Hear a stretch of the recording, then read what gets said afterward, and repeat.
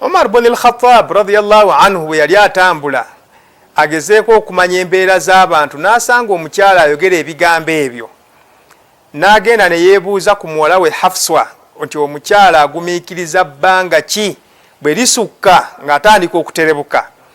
Kyali tekitegeeza nti ebbanga eryo bwe liggwako omukyala abeera wa ddembe okunoonyayo enkola yonna either ey'okufumbirwa oba ey'okunoonya engeri yonna gye yeeyagalamu. Wabula kyali kukubiriza nti mu ggwanga ly'Obusiraamu wabaawo kye bayita siyaasa shari'iyya, nti ffe tutambulira ku ki? Nga bw'olaba kati wano olwaleero bakola deployment nti basindisa amagye gaffe tugambe gagenze mu Sudan gagenzeewa. Wabaawo plan ti gano gajja kumalayo emyezi 6 ate gakyuse gakomewo ko anaata amalala gakole ki gagende.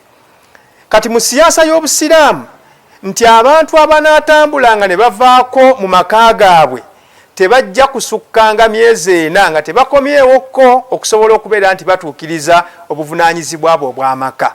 Naye nga tekitegeeza nti awo omukyala abeera wa ddembe okuba nti obufumbo abuvaamu oba okufunayo engeri yonna gy'ayinza okwesanyusaamu. Omukyala oba omwami bw'abanga alina olugendo lw'ayagadde okutambula, ng'olugendo olugenda kumumalako ekiseera kiwanvu, abamu ku ffe eŋŋendo ze twatambula zaali nga za kusoma. N'ogenda n'omalawo emwaka mulamba, emyaka 2, emyaka 3, emyaka 4. Ekisinga okubeera nti kyekikulu kwe kukkiriziganya ne munno gw'olekawo n'ategeera omulamwa gw'otambuliddeko.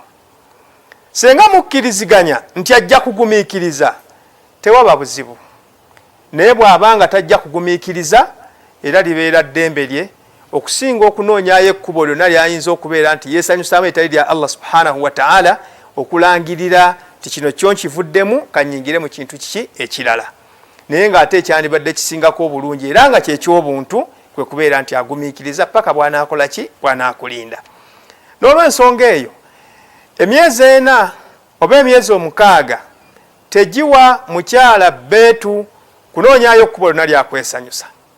Ekyokubiri era tekitegeeza nti efuuse automatic divorce, nedda, kubanga eno mu mateeka aga shariya waliyo principle egamba nti al-yaqiinu la yazulu bishak.